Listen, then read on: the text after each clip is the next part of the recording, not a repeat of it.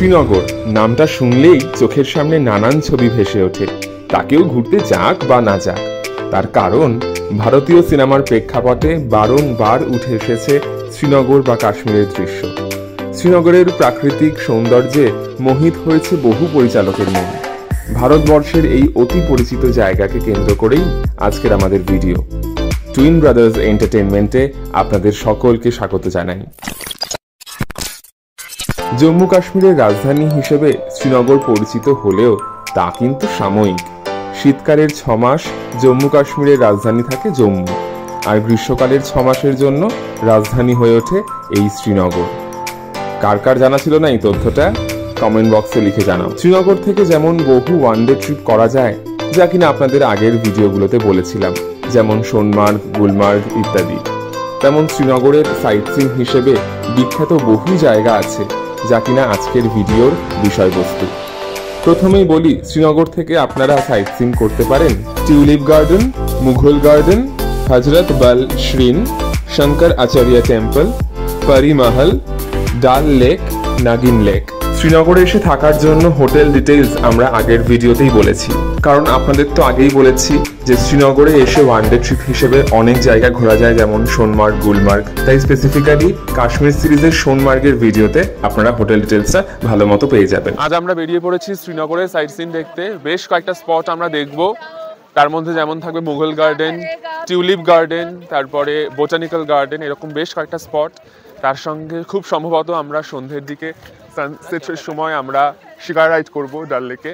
তো এই সমস্ত ভিডিওস থাকবে, সমস্ত স্পটে গিয়ে আমরা ডিটেলস বলবো। সেই ডিটেলসগুলো জানতে কিন্তু চোখ রাখো পুরো ভিডিওটা। চলুন এবার একে একে বলি এই সাইট সিনগুলোর বিষয়ে।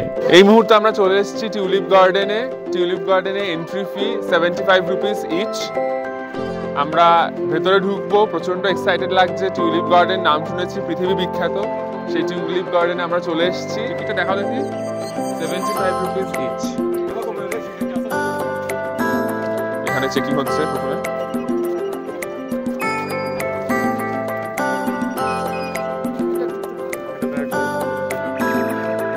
এখানে ব্যাগ চেকিং এ যাচ্ছে, ব্যাগ চেকিং এ দিলাম, ব্যাগ কালেক্ট করে নিলাম। চলো, we are ready to go. Tulip গার্ডেনের ফুল ফুটে যায় সাধারণত মার্চ মাসেই, কিন্তু প্রকৃতির মন বোঝা কারোর সাধ্য নয়। মার্চের শেষে গিয়েও পুরোপুরিভাবে বাগানের ফুল না দেখলেও কিছু ফুল দেখতে পেয়েছিলাম। বিশাল বড় জায়গা জুড়ে ফোয়ারা, অর্কিডের সমাবেশে, পর্যটকের কোলাহলে এক দারুণ জমজমাট জায়গা এই টিউলিপ গার্ডেন। একদম মিস করবেন না।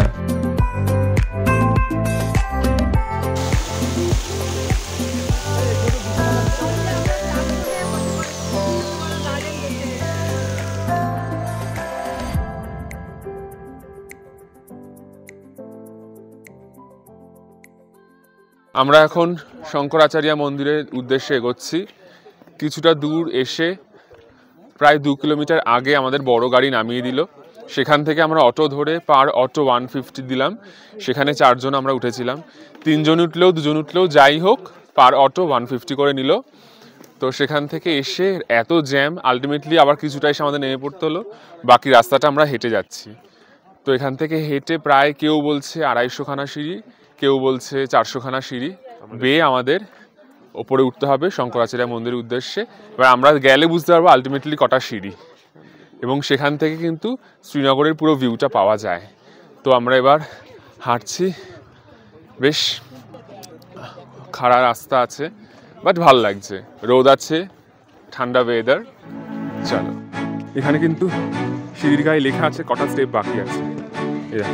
এখান থেকে 111 বাকি। আর একটু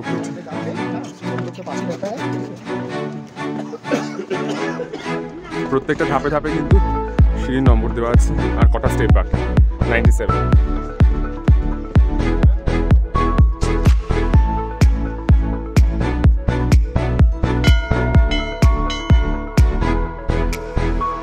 এই মন্দিরে ছবি তোলা বারণ, কিন্তু ঠাকুর দর্শনের পর ওপর থেকে যে দৃশ্য দেখা যায় তা অতুলনীয়। বার্ডস আই ভিউতে গোটা শ্রীনগরকে দেখা যায়। কিন্তু যাদের পায়ের সমস্যা বা ব্রিদিং প্রবলেম, তাদের কিন্তু এই মন্দিরটা ওঠা একটু মুশকিলই বটে। ভেতরে ছবি তোলা নিষেধ, কিন্তু কোনো রকমে একটু নিতে পেরেছি। বাইরে বেরিয়ে ওপর থেকে ভিউটা অসাধারণ লাগছে, সেটা দেখাবো, জাস্ট একবার দেখো।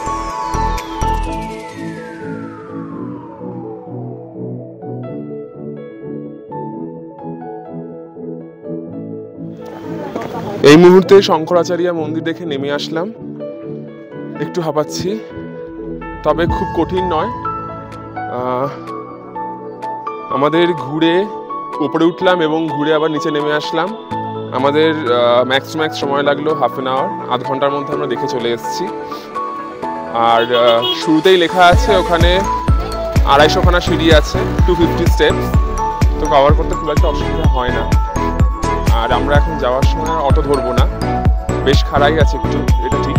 আর যাওয়ার সময় আমরা অটো ধরবো না, তার কারণ এখানে অনেকক্ষণ আগেই অটো বন্ধ হয়ে গেছে, আলটিমেট হাঁটতে হয় অনেকটা, তো আমরা বাকি রাস্তাটুকু হেঁটেই যাবো।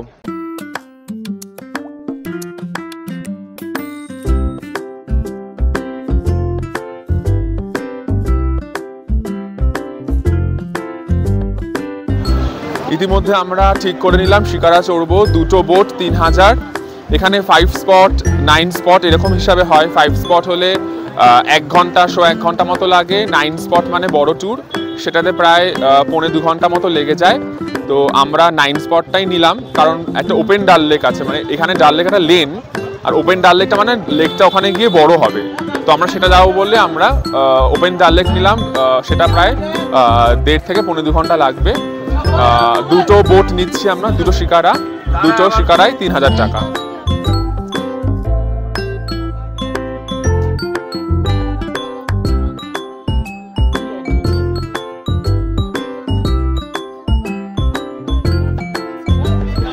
আমরা বেরিয়ে পড়েছি শিকারা করে, এবারে আমরা একে একে স্পট ঘুরবো।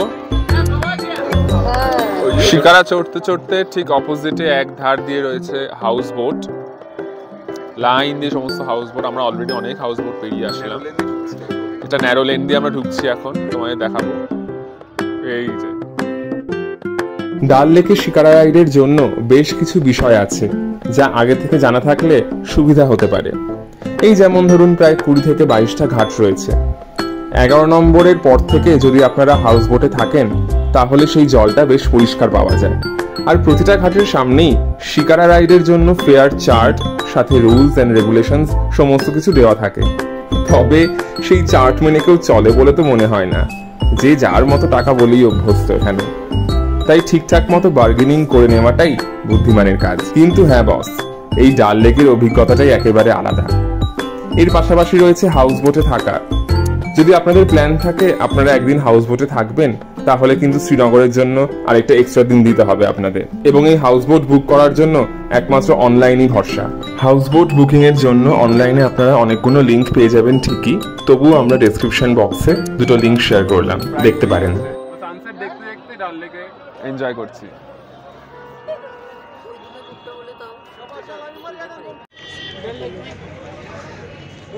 সঙ্গে সঙ্গে আশেপাশে দিয়ে বেশ অনেকগুলো নৌকোও যায়, শিকারা যায়, যেখান থেকে ছবি তোলার প্রস্তাব আসে, বিভিন্ন ফল বা ফুল বিক্রি করতে করতে যায়।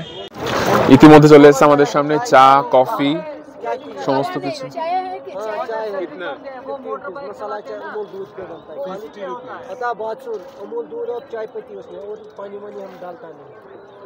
नैरो गार्डन है, 50 रुपया, 50 টাকা বলছে এক কাপ চা। ইতিমধ্যে চলে এসেছে বারবিকিউ, যেতে যেতে নৌকার পাশ দিয়ে খাবার যাচ্ছে। এর পাশাপাশি বলে রাখি, আমরা সময়ের অভাবে বেশ কিছু স্পট মিস করেছি, কিন্তু ওই যে আগেই বললাম, শ্রীনগরের জন্য 2 দিন হাতে রাখলে ভালো মতো ঘুরে দেখা সম্ভব। দিনের শেষে শিকারা রাইড সেরে সন্ধ্যেবেলা ডাল লেকের পাশে যে বিপুল সম্ভার নিয়ে লোকাল মার্কেট বসে, সেখান থেকে আপনারা কিনতে পারেন পশমিনা শাল, এছাড়া শীতের পোশাক, আরো অনেক কিছু। এছাড়া খাওয়া দাওয়া করতে পারেন, চা খেতে পারেন, আড্ডা মারতে পারেন। তোমার টানে সারা বেলার গানে ভোরের অন্তনীল নিশীথ জানে, তোমার টানে তাহলে আর কি, আমাদের এই ভিডিও দেখার পর আপনারা যারা কাশ্মীরে ঘুরতে যাবেন, বিশেষ করে শ্রীনগরে, তাদের চেকলিস্ট থেকে আশা করি এই স্পটগুলো বাদ যাবেন না। শেষ করছি ভিডিওটা এখানেই।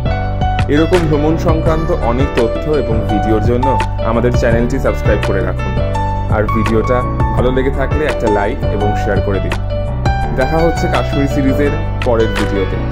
সঙ্গে থাকুন, দেখতে থাকুন টুইন ব্রাদার্স এন্টারটেইনমেন্ট।